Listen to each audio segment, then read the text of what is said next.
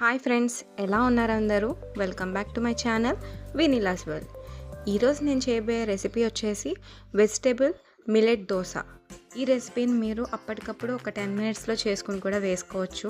ఇక్కడ నేను millets దోశకి use చేస్తున్న మిల్లెట్స్ పౌడర్ని అయితే నేను ఇంట్లో ఆడించుకున్నదే. మీరు కావాలంటే డైరెక్ట్గా బయట షాప్స్లో మిల్లెట్స్ పౌడర్ అని అమ్ముతారు, మీరు దాన్నైనా ఇక్కడ రీప్లేస్ చేసుకుని యూజ్ చేయొచ్చు. ఇప్పుడైతే మనం ప్రాసెస్ చూసేద్దాం.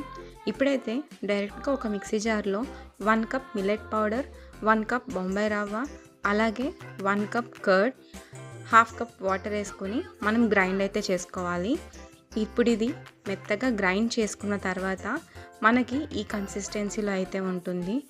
ఇప్పుడు దీన్ని ఒక బౌల్లోకి తీసుకుని 10 మినిట్స్ పాటు లిట్లో చేసి పక్కనైతే పెట్టుకుందాం. ఈలోపు మనకు కావాల్సిన వెజ్జెస్ని అయితే కట్ చేసుకుందాం. ఈ కట్ చేసుకునే లోపు మన బ్యాటర్ అయితే కాసేపు నానుతుంది. ఇప్పుడు మనం ఆనియన్స్ 1 కప్, క్యారెట్ 1 కప్, కొత్తిమీర 1/2 కప్, అల్లం, పచ్చిమిర్చి, అలాగే కొంచెం జీలకర్ర కూడా వేసుకొని మనం కలుపుకోవాలి. ఇప్పుడు ఇందులో టేస్ట్కి సరిపడా సాల్ట్, అలాగే 1/2 టేబుల్ స్పూన్ వంట సోడాని కూడా వేసుకుని కలుపుకోవాలి. మీరు ఈ దోశల్ని కావాలంటే మిల్లెట్స్ పౌడర్నే కాకుండా డైరెక్ట్గా మిల్లెట్స్తో కూడా చేసుకోవచ్చు. నేను ఆ ప్రాసెస్ని మళ్ళీ ఒకసారి చూపిస్తాను.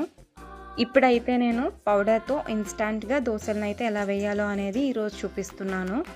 మీ దగ్గర మిల్లెట్స్ పౌడర్ లేకపోతే దాని ప్లేస్లో మీరు రాగి పిండిని కానీ జొన్న పిండిని కానీ వేసుకుని కూడా మీరు ఈ దోశలను అయితే చేసుకోవచ్చు.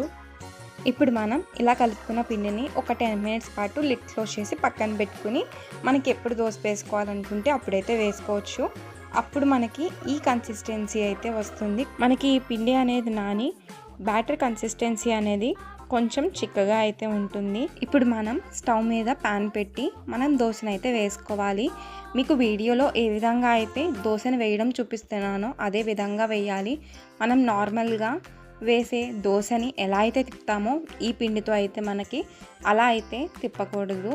అలా తిప్పినట్టయితే మనకి దోశ అనేది సరిగ్గా రాదు. ఇప్పుడు మనం ఇలా దోశలను అయితే వేసుకోవాలి.